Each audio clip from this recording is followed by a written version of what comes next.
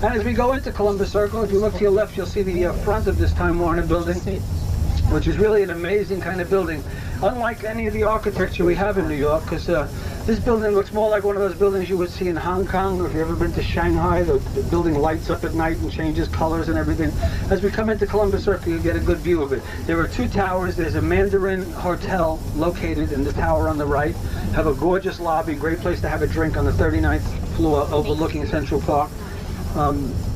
Also, between the two towers is the Lincoln Center Jazz Theater, which is the only theater in New York dedicated to jazz. Wynton Marsalis is the president of it. It's run by Lincoln Center. There's also a great nightclub there called Dizzy's, which is like one of the greatest jazz nightclubs I've ever been in. It's absolutely gorgeous. The sound is incredible, but the stage is in front of a picture window that overlooks Central Park. It's really a great venue if you want to go see some music.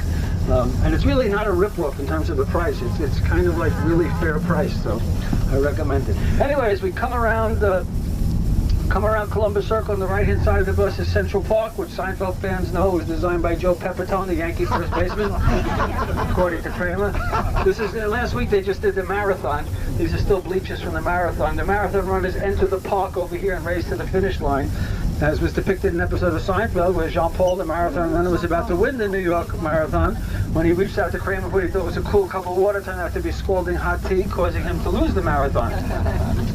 Now, a number of other things happened here in Central Park. Is where Kramer had the horse and buggy that he fed the horse beefarino and stuffed his parents out of the back seat. This is where you see the wall surrounding Central Park here. The whole perimeter of Central Park has this wall that looks like this. That wall was recreated in California in an episode where Kramer is being chased by the cable guy and climbs over the wall and runs through Central Park to escape him. Now, the whole show was filmed in L.A.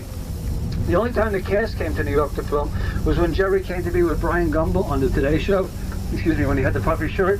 When Kramer had the coffee table book about coffee tables, came to Regis and Kathy Lee. But the rest of the time it's all filmed in LA. Now there are times when you see Kramer running around New York. That's not actually Michael Richards. It's a buddy of mine named Jack Lucino, plays Kramer from behind. And he does like me to mention he can play him from the side also. You should think he's got some range. If you look out to your right, there are 4 baseball fields out there. Central Park. Excuse me, and those 4 baseball diamonds, that's where the Broadway Show League plays slow pitch softball all summer. And the Broadway Show League is comprised of Broadway shows that all field teams. In the early days of the show league, there used to be an improv team. And that was depicted on Seinfeld, when Jerry and George are playing on the improv team against Bette Midler's team from that fabulous show, Rochelle, the story of a girl's travels from Milan to Minsk. Another Jay Bruner card? Anyway, the improv team was a bunch of comics having a good time. You missed your left here. It's okay. What are we going to do? Okay, well, we can take another left right here. I'm sorry, you were right. Okay, Kramer's wrong. West 63rd Street, we're turning right here. 63rd Street, that's the left. The team was comprised of a bunch of comics that lost all the time because nobody took it seriously except Larry, who'll be cursing at umpires and throwing his bat. Some of the guys on the team, Bob Waller, you know, is Arliss, and Joe Piscopo, and nice move telling me to hang it up on the book. That was mine, right? We're heading towards Lincoln This is the Center West now. Side Y. This is where Jerry and George first ran into Keith Hernandez. This is where Kramer came to take shower notes. Is on the right? And trying to improve his showering technique. You want to put that up here, maybe? No, I'll keep it on my lap. Okay, good. The improv team, one guy on the improv team actually made it into a game of the World Series. His name was Mike Sergio. For 12 years, he pitched slow pitch softball, made it into a game of the World Series, and I'll have proof of that for you in a minute. But as we turn right here, see if we can make this light.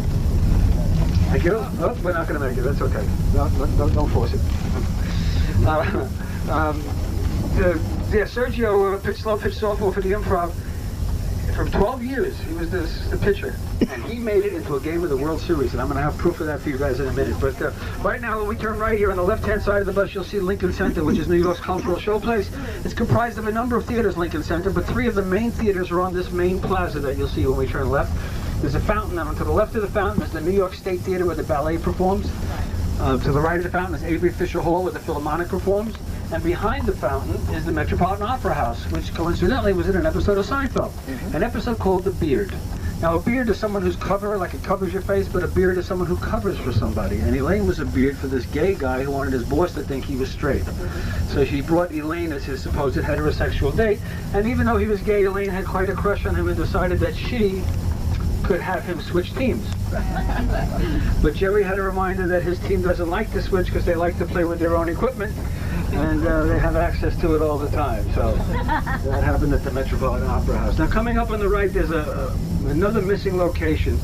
On the next corner, it's called Brown Harris now, but that used to be O'Neill's, a restaurant, and that was the very restaurant where the cast was sitting when the low talker convinced Jerry to wear the puppy shirt. That happened right over there at O'Neill's. And as we go through the next intersection, down the block on the left-hand side is a Juilliard Theater. That's where Jerry was sitting with George and Elaine, watching George's girlfriend, the concert pianist, giving a recital. And it was during this recital that Jerry thought it would be cute to take this Tweety Bird Pez dispenser and put it on Elaine's knee. Elaine responds by thinking this is the funniest thing she's ever seen in her life, and starts laughing and screaming hysterically. And, you know, in this quiet concert, you know, where she's playing this Beethoven sonata, you know, and Elaine has to get up and leave the concert laughing out loud all the way out the door. Now, in this episode, George was very excited about this girlfriend because he felt that he was finally in a relationship where he had control of the relationship. He had the upper hand. He was all excited. He said, Jerry, this is the first time I got a girlfriend where I'm the guy who's got hand. I got the hand. Well, when she found out it was his friend that disrupted her concert, he dumped George, and he couldn't believe it. He said, you can't dump me. I have hand. He said, good thing, because you'll be using it. All right. As we pass through the next intersection also, they're doing construction. They live on the left-hand side of the bus. That is Alice Tully Hall. Now, Alice Tully Hall was donated to New York by Alice Tully, one of New York's great philanthropists. And as the story goes, when they were building Lincoln Center, they came to Alice Tully for a contribution. She said, I'll put up all the money you need for an entire concert hall, but on one condition. I just hate it when I go to a concert and I'm sitting there and somebody has arrived late, so everybody in the row has to stand up to let them get through. I'll pay for an entire concert hall on the condition there's enough leg room that if you're sitting in your seat and somebody has to get into your row, you wouldn't have to move. I'm 6'2" and there's like 2 feet between my knee and the seat in front of me. It's the most spacious concert hall in New York City. It has 1,200 seats. If it was built like a normal concert hall, it would have at least 1,500 seats. On the left-hand side of the bus, the Pottery Barn. Home store, very aggressive with their catalogs. Slip them under your door. Pissed off Kramer so much he sealed his mailbox so as not to get Pottery Barn catalogs. Left-hand side, Victoria's Secret, another missing location. Used to be the Regency Theater. That's where Jerry was busted for making out during that romantic comedy Schindler's List. That's right, that happened there. Next location is missing too, but I'll show you where it was. This is where Kenny Rogers Roasters used to be located. Remember an episode called The Red Planet? This Kenny Rogers was the inspiration for that episode. When they first opened up, they had a big red sign saying Kenny Rogers Roasters, and it was on top of the store, shining into the window of a guy upstairs, a lawyer named Aaron Lichtman. This red light shining in his window was making him crazy. So he asked the manager of Kenny Rogers to please turn it off. And the manager says, listen, you know, you should understand freedom of speech is a legal sign. It stays, goodbye, good luck, go practice law. So the lawyer went upstairs, made a sign of his own, hung it out the window, and his sign said, the chicken below sucks. When Kenny Rogers manager asked him to take down the sign, he said, freedom of speech, go sell chicken. Kenny Rogers sues the lawyer, the case comes up, the judge rules that he's not defaming or slandering, but merely expressing an opinion, which is his right to do. Kenny Rogers lost the case. Upon them losing the case, they modified the sign so it shouldn't shine in his windows. That would have been the end of that, except the New York Times did a big story about it. And when the Seinfeld was in production, every morning the writers used to get all the New York newspapers looking for story ideas. A writer saw the idea of this story about Kenny Rogers, changed a few things. If you look to your left, it's now called Gigi's Cafe. Kenny Rogers is long gone. After that, it was a Chinese takeout place called Rice Ball. Now it's Gigi's Cafe. The law office of Aaron Lichtman is gone. It's now the Epic Security Company. But that was the location of the place that was the inspiration for that episode. For those of you who have the DVDs, you'll see the original Kenny Rogers located there with the law office of Aaron Lichtman upstairs. Now, I was telling you a few minutes ago that there was one player on the improv team who actually made it into a game of the World Series. His name was Mike Sergio. For 12 years, he pitched slow-pitch softball for the Improvisation Comedy Club. He made it into the World Series, and proof of that now in video. Any Boston Red Sox fans here today? Huh? No? Okay, because they don't like this video. Mike Sergio makes it into the World Series.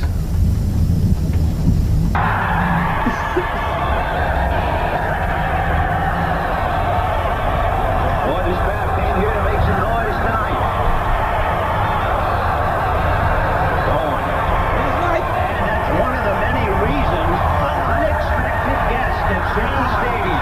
There's a gentleman coming in, parachuting in, lands right along the first base line, just about. And this is famous, and there he is, parachutes into the, I remember watching this live. The police are taking him through the dugout. Looks like the Mets dugout. He's high-fiving somebody sitting there. Well, he took the expression, why did you drop by, literally and figuratively. That's about the only way. Stadium, Yankee Stadium, I'm sorry, Shea Stadium is packed. This is 1986 Mets, Boston Red Sox World Series, the famous 6th inning. Mookie Wilson in the 6th inning. And it says, "Go Mets." It's a yellow parachute. So there Sergio went directly from the Mets dugout to jail, where he remained for 27 days. Wow. Yeah, the judge was going to let him go. He said, you know, I'm going to turn you loose and dismiss this case against you on one condition. Before you leave my courtroom, I want to know the name of that pilot that let you jump out of an airplane over Shea Stadium. Sergio says, Your Honor, I flew there myself. So the judge says, well, I'm holding you in contempt of court. You could sit in jail till you tell me that name. And Mike would have spent the rest of his life in jail. Ended up being rescued by our own Senator Alphonse D'Amato, a guy who knows how to keep out of jail himself pretty good. And he got Mike turned loose. But that was the game with the Boston Red Sox, were one strike away from winning the World Series. When the ground ball that should have been out 3 rolled through the legs of the first baseman, Bill Buckner, was hit by Mookie Wilson and changed the course of history. All right. Coming up in a couple of blocks, see, we're going to pass one of New York's premier comedy clubs. It's called Stand Up New York. This is the club that Jerry might walk in at any time and do a set because he lives just a few blocks from here.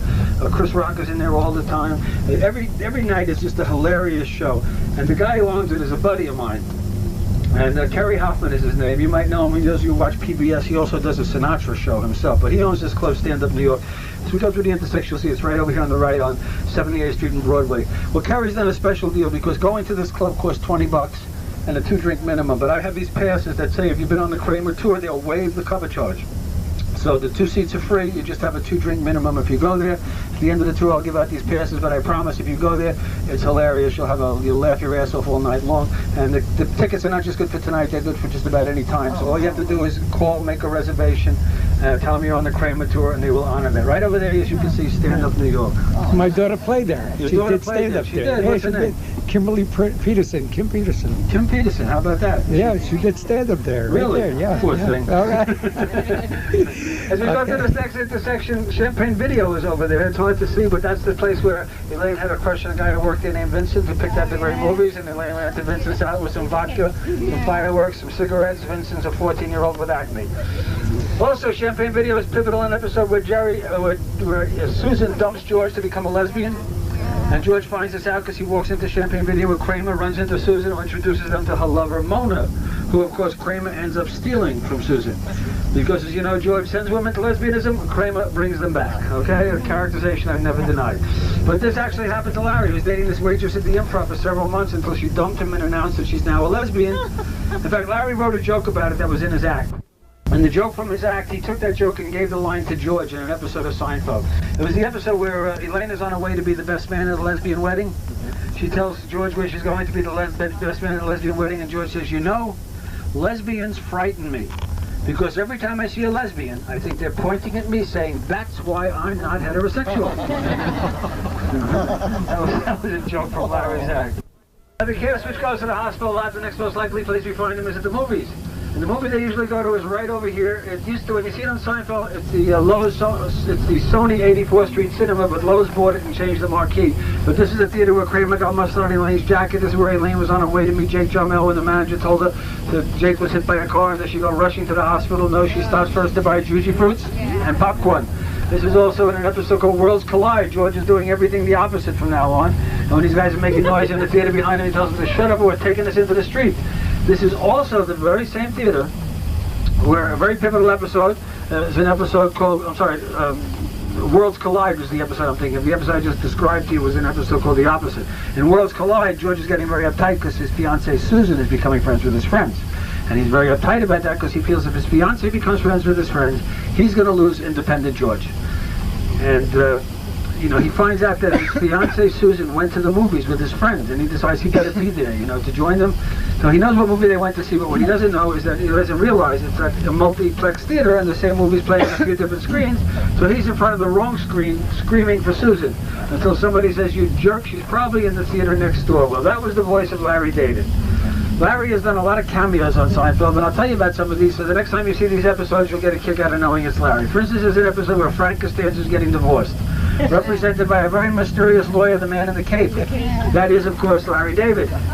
Or there's an episode in which Russell Dalrymple, the president of NBC, quits NBC to join Greenpeace to impress Elaine, who hates television, ends up drowning at sea. As he's drowning at sea on the life raft, guy in the yellow rain jacket, "I'll go to New York, find that Elaine bonus, tell her you gave your life for Greenpeace."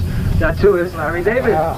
There's an episode where George is dressed as King Henry VIII and goes to buy something at a newsstand, and the news dealer says, "I can't accept just 20, Your Majesty. There's lipstick on it." That's also Larry. Jerry has a dream about the man in space and the silver spacesuit. That's also Larry. Larry's done a lot of voices on Seinfeld, like for instance when Kramer's running into a bathroom looking for a bathroom in Rockefeller Center, runs into a restaurant, the voice says, "You can't come in here, this is for customers only." That's the voice of Larry. On an airplane you might hear Larry yelling, "I ordered a kosher meal." Or, one of my favorites is Larry is the voice that asks that magical question, "Is there a marine biologist here?" That's Larry. And in fact, Larry got the last word on Seinfeld when Jerry's doing stand-up in prison. He's being heckled. "You suck, Seinfeld, I'm going to cut you." That's who is Larry David. But Larry's most famous and reoccurring role on Seinfeld is the voice of George Steinbrenner. That's right. Jay Bruner. Yeah. The voice of George Steinbrenner. Which is how ironic is that? Because Larry was plotting Steinbrenner's assassination, gets to assassinate him on national television. But the Yankees do love the association because they had to give permission to depict George as a Yankee employee because they used the Yankee logo and they used shots of Yankee Stadium. But the Yankees did love that association. They're big fans of the show. In fact, over the years, Paul O'Neill was on the show. Several Yankee players have been on the show. Tartable. Who else? Danny Tartable, right, yes, that's right. Bernie Williams. Buck Showalter was on. Bernie Williams. Bernie Williams was Jeter. on. Derek Jeter. Yeah. So anyway, but you know, a friend of mine is the director of public relations for the New York Yankees. He told me something that's really quite amazing, and actually it's a little bit frightening, but this is the truth. On a regular basis, to this day, Yankee Stadium receives mail from all around the world addressed to George Costanza. So, there are really people out there that need to get lives, aren't there? Rochelle, the story of a girl's travels from Milan to Minsk. Milan to Minsk. Another Jay Bruner card. Anyway, the improv team was a bunch of comics having a good time. You missed your left here. It's okay. What are we going to do? Okay, well, we can take another left right here. I'm sorry, you were right. Okay, Kareem is wrong. West 63rd Street, we're turning right here. 63rd Street, that's the left. The team was comprised of a bunch of comics that lost all the time because nobody took it seriously except Larry, who'll be cursing at umpires and throwing his bat. Some of the guys on the team, Bob Waller, you know, is Arliss, and Joe Piscopo, and Lennon was about to win the New York Marathon when he reached out to Kramer, who he thought was a cool cup of water, turned out to be scalding hot tea, causing him to lose the marathon. Now, a number of other things happened here at Central Park. Is where Kramer had the horse and buggy that he fed the horse beefarino and stuffed Susan's parents out of the back seat. On our right, this is where you see the wall surrounding Central Park here. The whole perimeter of Central Park has this wall that looks like this. That wall was recreated in California in an episode where Kramer is being chased by the cable guy and climbs over the wall and runs through Central Park to escape him. Now, the whole show was filmed in L.A. The only time the cast came to New York to film was when Jerry came to be with Brian Gumbel on the Today Show. Excuse me, when he had the puffy shirt.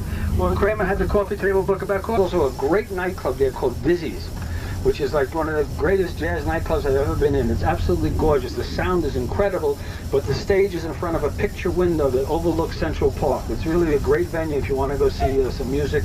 And it's really not a rip-off in terms of the price. It's kind of like really fair price, so I recommend it. Anyway, as we come around Columbus Circle on the right-hand side of the bus is Central Park, which Seinfeld fans know was designed by Joe Pepitone, the Yankee first baseman, according to Kramer. This is last week they just did the marathon. These are still bleachers from the marathon. The marathon runners enter the park over here and race to the finish line, as was depicted in an episode of Seinfeld where Jean-Paul, the marathon coffee tables, came to Regis and Kathy Lee. But the rest of the time it's all filmed in LA. Now there are times when you see Kramer running around New York. That's not actually Michael Richards. It's a buddy of mine named Jack Lucino, plays Kramer from behind.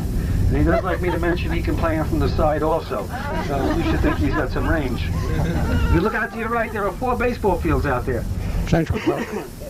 Excuse me, and those 4 baseball diamonds, that's where the Broadway Show League plays slow pitch softball all summer.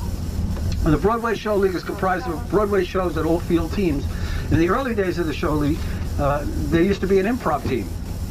And that was depicted on Seinfeld, when Jerry and George are playing on the improv team against Bette Midler's team from that fabulous show. And as we go into Columbus Circle, if you look to your left, you'll see the front of this Time Warner building, which is really an amazing kind of building. Unlike any of the architecture we have in New York, because this building looks more like one of those buildings you would see in Hong Kong, or if you've ever been to Shanghai, the building lights up at night and changes colors and everything. As we come into Columbus Circle, you get a good view of it. There are 2 towers. There's a Mandarin Hotel located in the tower on the right. Have a gorgeous lobby, great place to have a drink on the 39th floor overlooking Central Park. Also, between the 2 towers is the Lincoln Center Jazz Theater, which is the only theater in New York dedicated to jazz. Wynton Marsalis is the president of it. It's run by Lincoln Center. There's